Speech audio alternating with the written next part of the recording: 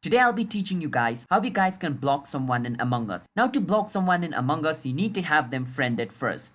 So let's say you have a friend and you want to block them. First you want to click on friend. Once you click on friend, you want to click on this. Once you click on this, it's going to show you the list of friends which you have in Among Us. So these are my two friends which I have in Among Us. Let's say I want to block one of them. If I want to block them, I need to click on this button right beside the person's name. So I want to block Patent IAP.